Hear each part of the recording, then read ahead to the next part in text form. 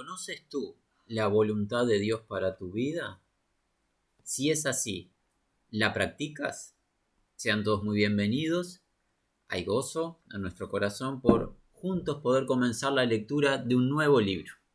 Invitamos a aquel que lo desee a dirigir nuestra mirada al Antiguo Testamento, el libro de Jonás.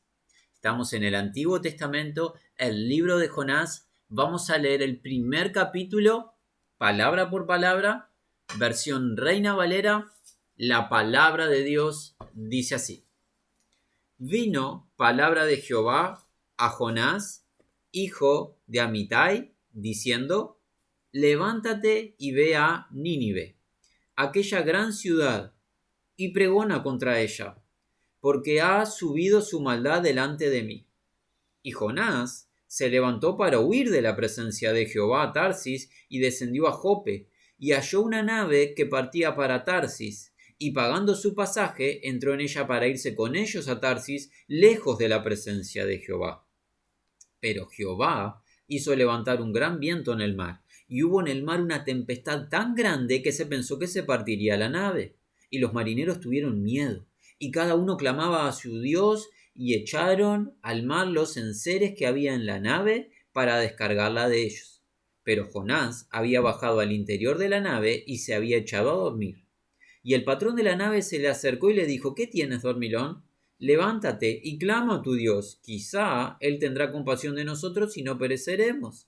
Y dijeron cada uno a su compañero: Venid y echemos suertes para que sepamos por causa de quién nos ha venido este mal.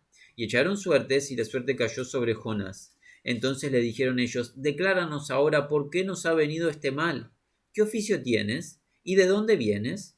¿Cuál es tu tierra? ¿Y de qué pueblo eres? Y él le respondió: Soy hebreo, y temo a Jehová, Dios de los cielos, que hizo el mar y la tierra. Y aquellos hombres temieron sobremanera y le dijeron: ¿Por qué has hecho esto? Porque ellos sabían que huía de la presencia de Jehová, pues él se lo había declarado. Y le dijeron: ¿Qué haremos contigo para que el mar se nos aquiete? Porque el mar se iba embraveciendo más y más. Él le respondió: Tomadme y echadme al mar, y el mar se os aquietará, porque yo sé que por mi causa ha venido gran tempestad sobre vosotros. Y aquellos hombres trabajaron para hacer volver la nave a tierra, mas no pudieron, porque el mar se iba embraveciendo más y más contra ellos. Entonces clamaron a Jehová y dijeron: Te rogamos ahora, Jehová, que no perezcamos nosotros por la vida de este hombre, ni pongas sobre nosotros la sangre inocente, porque tú, Jehová, has hecho como has querido. Y tomaron a Jonás y lo echaron al mar, y el mar se aquietó de su furor. Y temieron aquellos hombres a Jehová con gran temor, y ofrecieron sacrificio a Jehová e hicieron votos. Pero Jehová tenía preparado un gran pez que tragase a Jonás, y estuvo Jonás en el vientre del pez 3 días y 3 noches. Hasta aquí la lectura de la palabra de Dios. Muy bien, ahora volvemos al versículo número 1, vamos a estar releyendo, dice así, de una manera un poquito más literal, al texto hebreo. Dice: se convirtió o vino la palabra de Jehová hacia Jonás o Jonás, hijo de Amitai, diciendo. Lo primero que tenemos que destacar, y queremos hacer un énfasis reiterado: esto es ni más ni menos que la palabra del Dios vivo y verdadero. ¿Por qué lo decimos? Como en otros muchos libros, hay personas, con tristeza lo decimos, que tratan este texto como una fábula, como una historia inventada, producto de imaginación. No debe el ser humano tratar de tal manera la palabra de Dios. Debemos de tener reverencia, temor, respeto y recibir todo lo que Dios dice como lo ha dicho. Ya lo vamos a declarar, pero este evento que vamos a ver en 4 capítulos será expresado, citado por el Señor de gloria, el Salvador de nuestras almas, Cristo Jesús. en 3 oportunidades en los evangelios. En Mateo en 2 oportunidades, en 4, perdón. 2 oportunidades en el evangelio de Mateo, una en el evangelio de Marcos y una en el de Lucas. Y después referencias indirectas, pero haciendo énfasis en el evento que va a vivir Jonás. Por ejemplo, en el evangelio de Juan. Todo haciendo referencia a lo que Cristo haría en su obra redentora, en la cruz de Calvario, en su muerte, en su sepultura y en su posterior resurrección. No es un evento imaginario, es un suceso, es un hecho histórico. Dios lo dice, esta es su palabra, y esta palabra vino a un hombre, el hombre llamado Jonás, del cual en el Antiguo Testamento no tenemos mucha más información que aquella descripción en el libro de los Reyes de Jonás declarado como el siervo del Señor. El siervo del Señor por el cual vino la palabra en los días de un rey malvado, Jeroboam, que hizo lo malo delante de los ojos del Señor. Bueno, Jonás era el siervo del Señor. Y aquí, unos 7 siglos, quizás 760 años antes de la llegada de Cristo, sucede este evento. Esta es la palabra de Dios, de Jehová, el Dios que lo trasciende todo, el que era, el que es, el que ha de venir. Esta es la palabra de Dios a través de este hombre llamado Jonás. Muy importante, fundamental. Si nosotros aceptamos este primer versículo, el resto del libro lo vamos a poder escudriñar con tranquilidad. Si nosotros rechazamos este primer versículo, todo lo demás no va a traer beneficio, no nos va a edificar.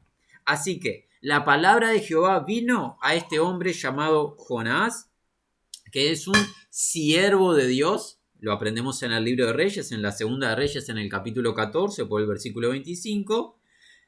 Este siervo es hijo de Amitai y dice así la palabra. 3 mandamientos. Eso contiene la palabra de Jehová para Jonás. 3 mandamientos. Dice, levántate. Primer verbo en modo imperativo.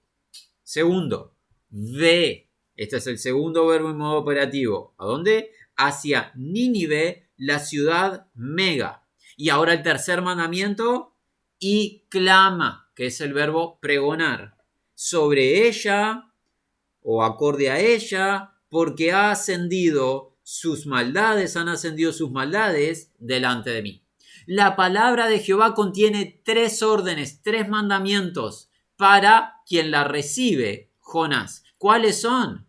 Levantarse, trasladarse, ir, y al llegar al lugar, el traslado es hacia la gran ciudad de Nínive, la capital de Asiria. Al llegar al lugar, proclamar, pregonar, anunciar acorde a la maldad, al mal camino de los habitantes de dicha ciudad, y esa mala conducta ascendió al trono de la majestad. Dios ha recordado los pecados de Nínive. Esa es la voluntad de Dios para Jonás. ¿Se acuerdan cómo comenzamos hoy? Comenzamos con 2 preguntas. ¿Tú conoces la voluntad de Dios para tu vida? Si la conoces, ¿la practicas? Ya vamos a ver inmediatamente el versículo 3 si se ejecutó la voluntad de Dios en esta instancia en la vida de Jonás. Alguien dirá, ¿cómo he de saber la voluntad de Dios para mi vida? Lo primero y lo más importante, la voluntad de Dios para nuestras vidas es universal e igualitaria para todos, hombres y mujeres, grandes y pequeños, en toda región, en su palabra. Todos tenemos la misma voluntad de Dios para nuestras vidas en su palabra, comenzando con creer en su Hijo Jesucristo. Esa es la voluntad de Dios para nuestras vidas. Pero creyendo en su Hijo Jesucristo y escudriñando y poniendo por su gracia por obra su palabra, vamos a encontrar voluntad particular para cada uno de nosotros. Por ejemplo, que un hermano vaya a tal lugar o a tal región. Vamos a hablar de una región, la región de Jope. Vamos a recordar de esa región de Jope que un hermano en particular en el Nuevo Pacto, en el Nuevo Testamento, llamado Pedro, tuvo que ir a esa región y allí la voluntad de Dios se manifestó en que anunciara el Evangelio a los gentiles y por primera vez el Espíritu Santo fuera dado a aquellos que no venían de la nación de Israel.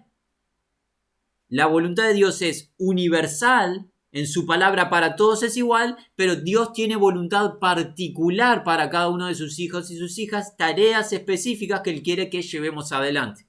¿Sí? Nunca esas tareas van a estar fuera de la palabra de Dios o van a ser contrarias a la palabra de Dios. Siempre todo va a estar relacionado con lo que Dios ha revelado en su palabra.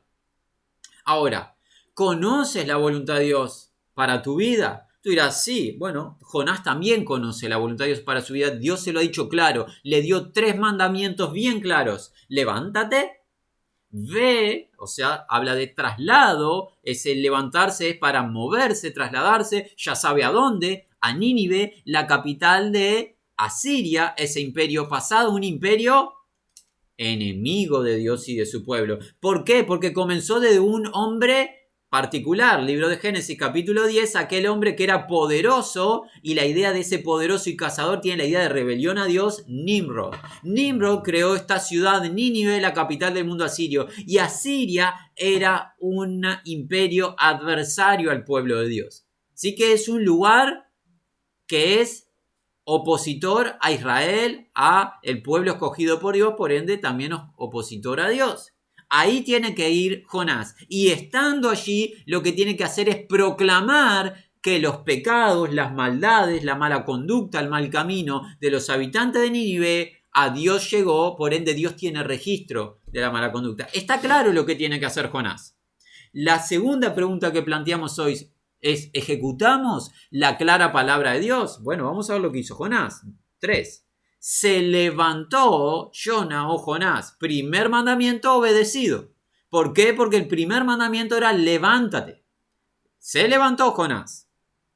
Asigna la razón de por qué se levantó. Para huir hacia Tarshish de la faz, o sea, el rostro, la presencia de Jehová, y descendió hacia Jopa y halló nave yendo hacia Tarshish y puso el pago y descendió en ella para ir con ellos hacia Tarshish de la faz del rostro de la presencia de Jehová. Por ende concluimos muy enfáticamente, Jonás no ejecutó la voluntad de Dios para su vida, siendo él el siervo del Señor. Así fue calificado en Segunda de Reyes en el capítulo 14, versículo 25. Siendo el siervo del Señor, no está obedeciendo a su Señor. Se levantó sí Jonás, pero para huir de la presencia del Señor. Por ende, no aceptó el ministerio que se le adjudicó. Dios tiene una tarea, tiene voluntad específica para Jonás. Notemos, no se lo dio a otros individuos esto, fue la palabra de Dios a través de Jonás, y para Jonás son estos 3 mandamientos. Jonás no acepta la voluntad de Dios. En vez de levantarse para ir a Nínive y pregonar, se levanta para huir de la presencia del Señor. La pregunta, si tú eres estudiante de las Escrituras, ¿es viable esta acción? ¿Puede acaso alguien huir de la presencia del Señor? ¿No dice el salmista, el rey David, en el Salmo 139, ¿a dónde iré de tu presencia? Si subo a los cielos estás, si desciendo a Sheol, allí tú estás. ¿Cómo he de huir de ti? Jeremías, Dios a través de Jeremías lo dice en su libro también por el capítulo número 23. ¿Soy yo acaso Dios solamente de cerca y no lo soy de muy lejos? ¿Podrá alguno esconderse en escondrijos sin que yo le vea? Es inviable, son retóricas, no se puede. Dios es uno de los atributos de Dios, te invitamos a que tú lo estudies. Uno de los atributos de Dios es la omnipresencia de Dios. Dios, siendo espíritu, se encuentra presente en todo lugar, en todo momento. Dios en su conocimiento todo lo sabe y todo lo ve. No se puede huir de Dios. En nuestra mente quizás nosotros pretendemos escondernos, irnos de Dios, pero Él lo está viendo, Él está presente. Así que lo que va a hacer Jonás, desde ya, antes que el texto lo diga, anticipamos. No va a traer fruto para su vida y no va a traer fruto para nuestra vida, amigos y hermanos. Si pretendemos huirnos de Dios cuando Él nos está llamando, cuando Él nos está persuadiendo, sepamos, el fin no será de dicha para nosotros. No hay virtud, no hay beneficio en huir de la presencia del Señor. Así que se levanta Jonás, pero se levanta para huir hacia Tarshish de la presencia de Jehová y descendió hacia Jopa. Jopa nuevamente, o Jope traducido en nuestra lengua, es el lugar en donde estaba el apóstol Pedro cuando el ángel del Señor persuadió a un individuo muy particular, un varón piadoso llamado Cornelio, de que llamase a este varón llamado Simón Pedro, que estaba en casa de Simón el curtidor, y lo trajese hacia su casa. ¿Qué sucedió en Jopa o en Jope? Por primera vez fue anunciado el evangelio a personas que no venían de la nación de Israel, y el Espíritu Santo descendió sobre ellos porque creyeron a la palabra de Dios. Por ende, la iglesia por primera vez vio añadir a hombres y mujeres, porque era una familia y todos los que él invitó, hombres y mujeres creyentes no pertenecientes a la nación de Israel. Y esto tiene una conexión con este libro, porque Dios tiene en su voluntad redimir a gentiles, incrédulos, paganos, idólatras, practicantes de pecado. Dios y su misericordia aún no se ha cortado. Y esto es importante, ¿por qué? Porque si tú nos acompañas semana tras semana, venimos del estudio de profetas y de la declaración del día de Jehová y del furor del derramar de su ira para establecer justicia. Pero eso no te puede dar a ti, si eres creyente, el permiso de menospreciar al incrédulo. Porque la voluntad de Dios es que el incrédulo, que el pecador se arrepienta. Convertíos, dice el Señor. No quiero la muerte del que muere. ¿Cuál es la voluntad de Dios? Nuevo Testamento, el Nuevo Pacto, el apóstol Pablo lo enseña. Dios quiere que los hombres vengan a salvación. Conozcan la verdad. Dios no quiere la muerte del que muere. Ha establecido un día de derramar de su ira y establecimiento de justicia, pero hoy es día aceptable, hoy es día de salvación. Y este texto que Jonás haya ido a Jope con la revelación del Nuevo Testamento nos da la comprensión de que la voluntad de Dios es que gentiles vengan al arrepentimiento y a salvación. El texto está dándonos evidencias de lo que Dios quiere. Pero ¿qué está pasando? El instrumento que Dios utiliza no quiere esta realidad. Tenemos que hacer un énfasis en algo, porque podríamos también mal comprender. Si no conocemos de la realidad del imperio asirio, tenemos que comprender que Jonás pertenece a la nación de Israel y Asiria es enemigo de Israel. Este no es simplemente el capricho de Jonás contra Siria, porque sí, sino hay enemistad. Pero nuevamente, si Dios mandata algo, nosotros debemos de aprender los mandamientos de Dios. Y los mandamientos de Dios se resumen en: amarás al Señor tu Dios con todo tu corazón, alma, mente y fuerza, y amarás a tu prójimo como a ti mismo. ¿Incluido quiénes? Los enemigos. Los enemigos deben de ser amados por aquellos que profesamos fe en el Señor. Eso no es sencillo, claro, nada es sencillo, pero por la gracia de Dios a través del Espíritu Santo podemos ejecutarlo, imitando al Señor de gloria, el Salvador de nuestras almas. Así que, hacia Jopa, ¿qué hace? Descendió. Y es el primer texto, es el primer verbo que encontramos que vamos a ver reiterado. Cuando alguien huye de la presencia del Señor, se va a hallar ¿en qué? En el descenso. Lo vamos a ver hasta el capítulo 2 cuando llega al punto más bajo, a lo más bajo que se puede descender, el abismo. Llegará más adelante, no nos vamos a anticipar. Pero algo se destaca en el texto, hay un énfasis, se empieza a reiterar el descenso del siervo del Señor. Dios nos llama ¿a qué? A ser elevados hasta tal punto que creyendo en Jesucristo, que nuestra ciudadanía sea celestial. Se habla en el libro del Apocalipsis que los creyentes en Cristo son ciudadanos del cielo. Fuimos elevados en una posición espiritual. Pero cuando huimos del Señor, somos ¿qué? Descendidos. Eso es algo para reflexionar. No quiere Dios que seamos descendidos en esta característica, sí rebajados, quebrantados en nuestras soberbias y todo eso, pero no descendido en este sentido. Desciende hacia Jopa y halla que una nave, esto es la idea de un barco, que estaba yendo hacia Tarshish. ¿Y qué hizo Jonás? Puso o dio el pago a los de la nave, ¿para qué? Para ocupar un lugar en la nave, y descendió nuevamente en ella para ir con ellos, ¿con quiénes? Con los marineros, con los integrantes del barco, hacia Tarshish de la presencia de Jehová. Acá hay algo muy interesante. ¿Por qué se destaca esto de que emitió el pago? ¿Por qué tenemos esta información de parte de la palabra de Dios? Muy importante saber que ¿qué? Alguien consideró, todo lo que tengo proviene de Dios. Ciertamente. Todo lo que tengo para administrar es de Dios. Yo soy un administrador. Ciertamente. Pero que todo lo que tenga sea de Dios y sea para administrar no significa que cuando lo administro estoy haciendo la voluntad de Dios. Porque puedo tener los recursos y utilizarlos de tal manera que me alejen de la voluntad de Dios. Jonás tiene recursos, son de Dios ciertamente, porque la vida, el aire que respiramos es de Él, el cuerpo que tenemos, todo es de Él. pero esos recursos están siendo utilizados para huir de Dios. Eso no es la voluntad de Dios. Por ende, ojo, porque los bienes que tengo pueden ser una bendición, sí, me pueden también alejar de Dios si los mal utilizo. Si se convierten en un ¿qué? En un amo para mi vida, me están alejando de la voluntad de Dios. Tal es así que el Nuevo Testamento enseña que no se puede servir a dos señores. No se puede servir a Dios y a las riquezas. Entonces hay que tener cuidado cuando alguien dice, si tengo es la voluntad de Dios. Sí, claro, en la medida que lo use para Él. Pero si lo que tengo lo uso para mi voluntad, me está alejando de la presencia del Señor. Hay un riesgo en los bienes que administro, la mala utilización de los mismos. Por ende, ¿todo bien proviene de Dios? Sí, pero no como los uso siempre es la voluntad de Dios. Puedo mal utilizar. Aquí los recursos de Jonás están siendo mal utilizados. No es la voluntad de Dios que haya comprado este ticket, esta entrada al barco para un viaje a un lugar alejado. No es esa la voluntad de Dios.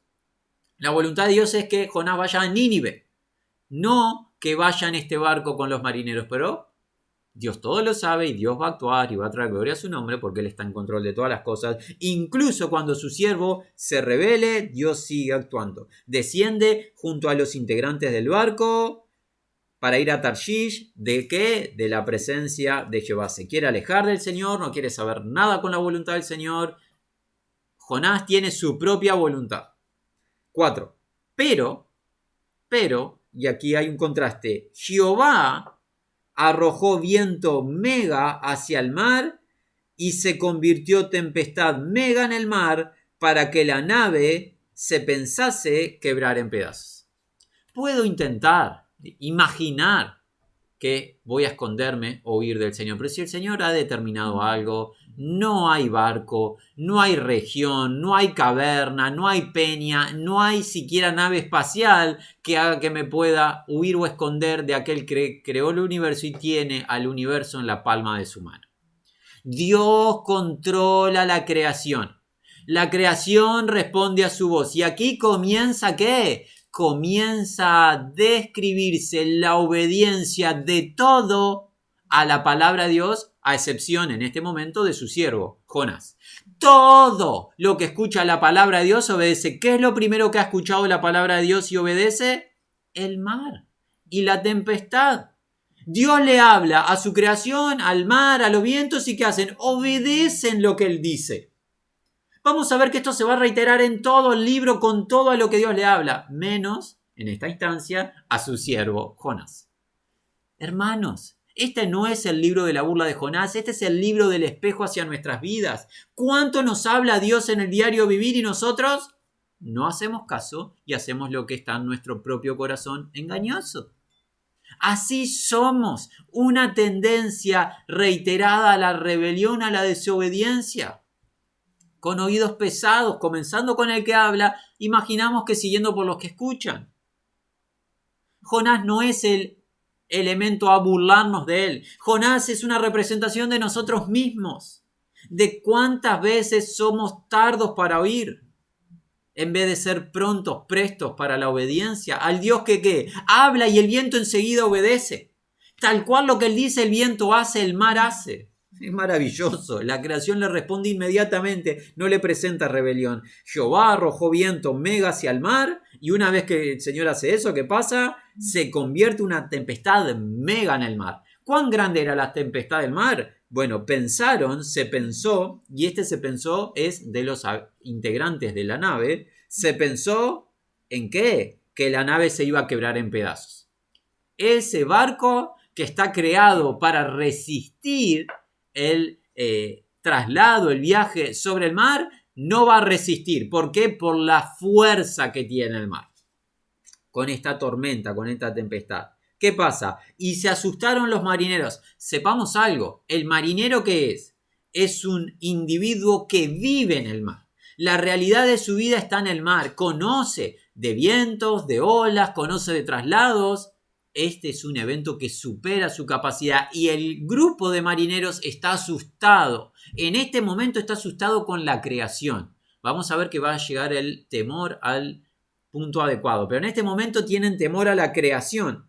y esa amenaza de que se quiebre el barco y que les pase, caigan al mar y pierdan sus vidas, no hay duda.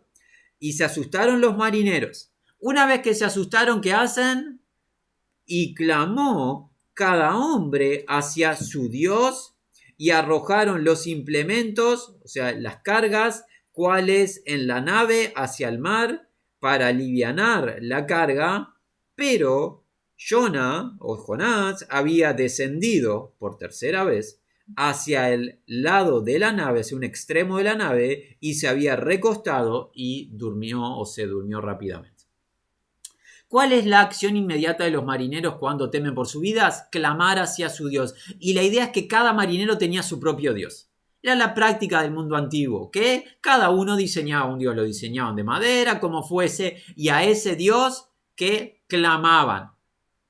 Vamos a ver que la situación de los marineros va a cambiar en unos instantes. Por ahora, apelan hacia su Dios. ¿Qué hace su Dios, el Dios particular de cada marinero? No hace nada. ¿Por qué? Porque no existe ningún Dios fuera del Dios vivo y verdadero. Ningún Dios creado por la imaginación del hombre puede intervenir. No puede modificar los vientos, no puede modificar el mar, no puede hacer llover ni dejar de llover, no puede hacer salir el sol sobre nada ni nadie, no puede hacer crecer el fruto de la tierra a través de la semilla, su siembra y luego su postrera cosecha. No puede hacer nada el Dios de la imaginación. No importa cómo lo llames, no importa cuál añejo sea, nada puede hacer. Como la escritura dice, los dioses, aunque tengan ojos, no ven, teniendo manos no pueden recoger, ni con sus piernas trasladarse, los tienen que llevar a los dioses. ¿Por qué? Porque no tienen vida. Pero hay un Dios vivo y verdadero al cual van a conocer los marineros. Mientras que los marineros claman por sus vidas y tiran toda la carga del barco, no importa si hay pérdida económica, es mejor perder los bienes que perder las vidas. Mientras eso, descendió Jonás. Por tercera vez, es la tercera vez que se habla del descenso de Jonás. En este caso, descendió a una parte, a un extremo del barco, ¿y qué hizo? Se puso a dormir. 6. Y vino a él, o sea, vino hacia Jonás, el mayor. Esta idea mayor es la idea del capitán, el líder navegante. Y dijo a él, ¿qué significa dormilón? Levántate, clama hacia tu Dios, quizás considere tu Dios a nosotros para que no perezcamos.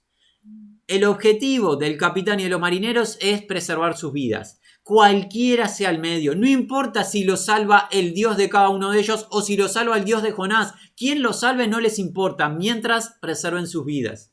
Y es así que se dirige el capitán a Jonás y no comprende la actitud de Jonás. Mientras todos están temiendo el perder su vida, Jonás está durmiendo. ¿Qué significa esto, dormilón? Es la pregunta, ¿no? No tiene coherencia la actitud o no tiene una racionalidad la actitud de Jonás. ¿Qué significa dormilón? 2 órdenes le da: levántate y clama. Versículo 7. Y dijeron, como cada hombre hacia su compañero, vayamos y arrojemos suertes para que conozcamos de quién el mal esté sobre nosotros. Así arrojaron suertes y cayó sobre Jonás. Hicieron este acto que también se reitera en el Nuevo Testamento, en el libro de los Hechos, este arrojar suertes, que para nosotros es un poco extraño, pero era una actividad que se practicaba en el pasado, y esa acción cayó sobre Jonás, o sea que tuvieron una inclinación a pensar, esto que nos está pasando no es un acto casuístico, la razón de este acto es Jonás. Versículo 8. Le preguntan, o sea, se dirigen a él y le dicen, dinos, por favor, a nosotros, ¿por quién el mal esté sobre vos, sobre nosotros? ¿Cuál tu trabajo? ¿Y de dónde vienes? ¿Cuál tu tierra? ¿Y de dónde esté el pueblo tuyo? Quieren saber, este Jonás que pagó el ticket y se quedó y se puso a dormir en el barco, ¿quién es este individuo por el cual hay un mal que nos va a quitar posiblemente la vida a todos los que integremos el barco? Quieren saber qué está pasando. Jonás va a responder. Así dijo a ellos, hebreo yo. Hebreo sea un hijo de Jacob de Israel. Y Jehová, Elohim de los cielos, yo temo. quien hizo el mar y lo seco. Soy integrante de la nación de Israel, eso significa hebreo yo, y Jehová, el Dios que todo lo trasciende, Elohim, Elohim es esa expresión de Dios como en su función de juez, Jehová Elohim, yo temo. Y aquí es donde la expresión de Jonás puede ser puesta en duda. ¿Teme Jonás al Señor? No, al menos en esta instancia. No demostró reverencia a Dios cuando escuchó la voluntad de Dios y no la cumplió. Será un reverente a Dios en su vida, pero en esta instancia Jonás no está temiendo a Dios, está huyendo de Dios. Si temiera a Dios, no huiría a Dios, correría hacia Dios, se postraría delante de Dios para hacer su voluntad. En este momento no está temiendo, pero hay algo que les va a dar de información a los marineros que es fundamental. ¿Quién es Jehová Elohim, el Dios de Israel, el Dios de Jonás? A quien supuestamente Jonás teme, no en esta instancia. ¿Quién es? El que hizo el mar y lo seco, o sea, la tierra. El mar que está embravecido y que les puede quitar la vida y está pronto para destruir el barco, la nave en donde están estos marineros, ese mar fue creado por Jehová, el Dios de Israel, el Dios de Jonás. Si tú recibes esa información hoy en el presente, ¿qué haces? ¿Te burlas? Vamos a ver qué hacen los marineros en el desarrollo de lo que nos queda. Versículo 11. Dijeron a él: ¿qué haremos a ti para que calme el mar sobre nosotros? Porque el mar vino y más tempestuoso. O sea, se está incrementando la tormenta y la tempestad. Dijo a ellos: levantadme y arrojadme al mar para que se calme el mar para ustedes, porque conozco yo que por mi tempestad mega está sobre el barco o sobre ustedes. La razón de esta tempestad no es un acto casuístico, no son cambios climatológicos, no es nada, sino que la rebelión de Jonás a la voluntad de Dios. Y es este acto de querer alejarse de Dios que trajo el mal sobre la nave. Esa es la razón. No hay otra. Es una respuesta directa a la rebelión, a la voluntad de Dios, a los mandamientos de Dios. 13. ¿Qué intentan hacer los hombres? Antes de intervenir y obedecer lo que Jonás le dice, tómenme, arrójenme. Antes de eso van a hacer un intento de esfuerzo humano, a ver si pueden salvarse por ellos mismos. ¿Qué hacen? Reman. La idea es un trabajo similar a remar. Remaron los hombres para retornar a tierra, pero no pudieron. El salvarse a ellos mismos no es viable. No es del que quiere, no es del que corre, sino de Dios que tiene misericordia. El que controla la tempestad no permite que ellos se salven a sí mismos. Va a haber otra accionar. ¿Cómo sigue? No pudieron. Estamos en el 13. Porque el mar entraba, parece que entraba más bien en la nave, y más tempestuoso sobre ellos. Por ende, la tempestad, en vez de reducirse, se incrementa. No hay fuerza humana, no hay manera de escapar y salvar las vidas. ¿Qué hacen? Por tanto, 14. Clamaron. ¿A quién clamaron anteriormente? Clamaron en los versículos anteriores hacia su Dios. Cada uno personal. Versículo 14. Clamaron hacia Jehová. Por más que el siervo del Señor se rebele, por más que nosotros seamos incrédulos, ingratos, lo que fuese, Dios siempre hace que todo coopere para bien y traer gloria a su nombre. Es la instancia en que estos marineros idólatras, paganos, como somos todos los que nacemos en esta tierra, se vuelvan a Dios. Ahora ya no claman al Dios de la imaginación, hacia el Dios vivo y verdadero se ponen a clamar, el que creó el mar y la tierra. Clamaron a Jehová y le dijeron: oramos, clamamos, pedimos Jehová, por favor, o no por favor, permitas que perezcamos. Acuden a la compasión de Dios. A Él se dirigen, a Él le ruegan, le suplican. No perezcamos. ¿Por qué? Por la vida del hombre y no pongas en nosotros sangre inocente, porque tú, Jehová, como has querido, has hecho. Nótese la revelación que tienen estos marineros en esta instancia. Conocen de la demanda de Dios de la sangre inocente. Recuerda que la sangre clama a Dios. Eso lo vemos como en el libro de Génesis con los 2 primeros hermanos. La sangre de Abel clamó a Jehová por justicia cuando Caín, su hermano, le hizo derramar, o sea, hizo derramar sangre inocente. Ahora estos marineros recuerdan de la sangre que podría estar sobre sus cabezas si en rebelión arrojasen a Jonás. No lo quieren hacer por rebelión, no quieren menospreciar a Jonás. Lo que van a hacer lo quieren hacer dignamente delante del Señor y no como un acto de rebelión, no sea que la sangre de Jonás se vuelva sobre ellos en clamor de justicia.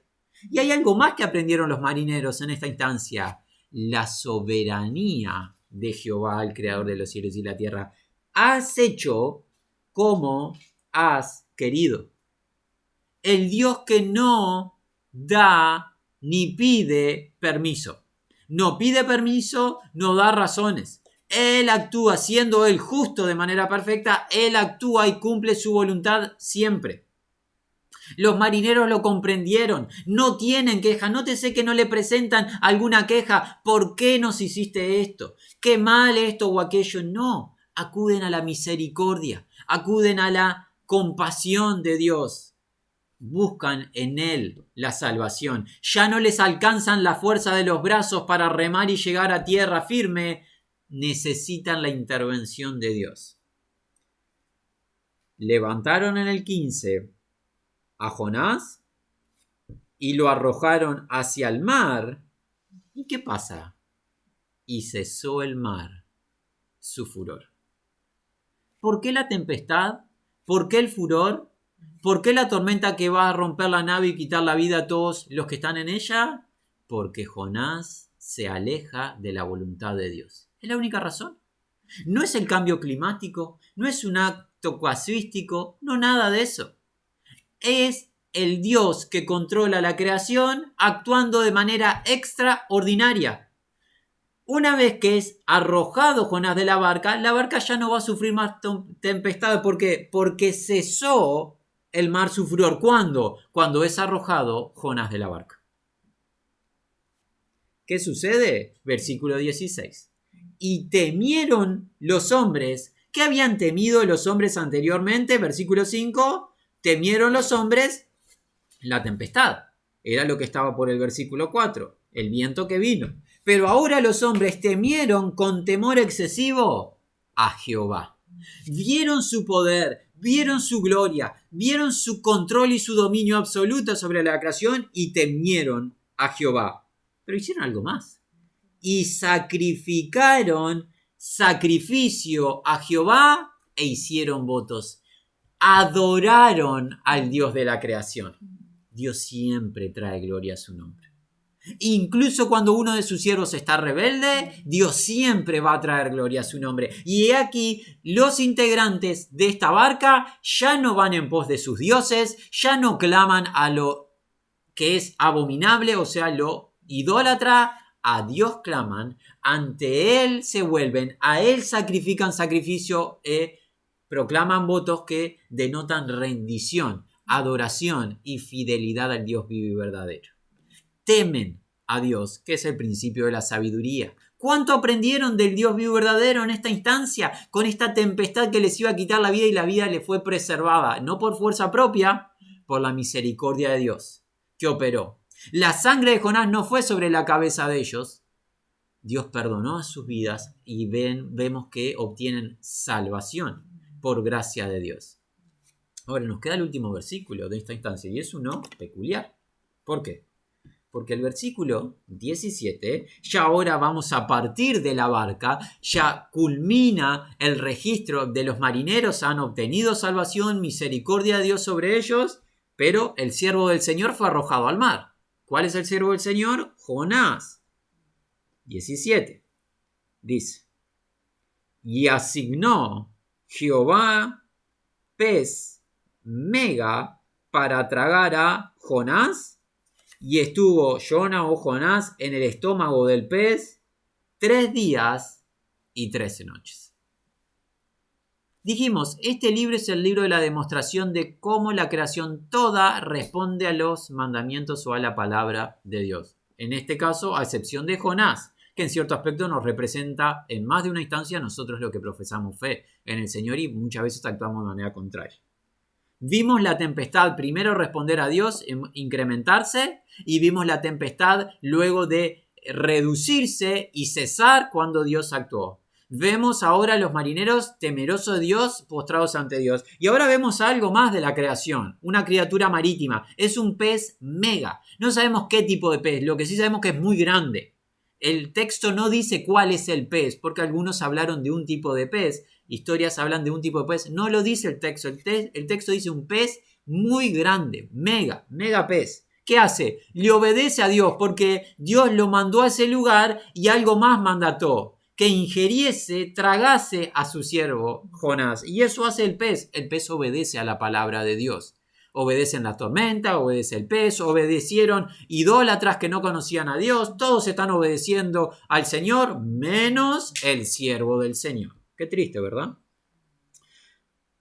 Traga el megapez a Jonás. Y Jonás, en el estómago, en el interior del pez, 3 días y 3 noches permaneció. Ya hablaremos de este interior del pez en el capítulo número 2. Jonás va a decir dónde realmente estuvo posicionada su alma. Pero antes de eso, que llegará la semana entrante, 3 días y 3 noches. ¿Es acaso esto algo casuístico? ¿Es simplemente un registro histórico de la cantidad de horas? Oh no, mis amados. Dijimos, el Señor de Gloria habló de esta situación concerniente a sí mismo, registrado 2 veces en el Evangelio de Mateo, registrado en el Evangelio de Marcos, registrado en el Evangelio de Lucas. ¿Qué representan estos 3 días y 3 noches de Jonás en el estómago, en el interior del pez? La obra redentora de Cristo Jesús. ¿Por qué? Porque Jesús dijo que la generación mala, perversa en la cual él estaba cuando estuvo en la tierra, le demandaba o le pedía a él señal, más señal a la generación, no le iba a ser dada, sino ¿cuál? La señal de Jonás, el cual estuvo en la boca o en el estómago, del pez 3 días y 3 noches. ¿Qué señal está hablando Jesús? ¿Qué señal da Dios a la generación mala y perversa y nos da a nosotros? Que Cristo Jesús fue dado por nuestras transgresiones en la cruz del Calvario, con su inocente vida cargó con nuestro pecado. Que Cristo Jesús entregó voluntariamente su vida, murió, fue sepultado y 3 días después, por el poder de Dios, se levantó de entre los muertos para dar justicia. Como está escrito, Él fue dado por nuestras transgresiones, resucitado para nuestra justificación. Jesús dijo en el Evangelio de Juan, en el capítulo 2, a partir del versículo 19, que destruyan este templo y ¿cuánto lo vas a volver a edificar o construir? En 3 días lo levantaré. ¿De qué hablaba? Juan lo dice, hablaba de su cuerpo. 3 días llevó al Señor su muerte y su posterior resurrección, obtener eterna redención, o sea, la justificación por la fe.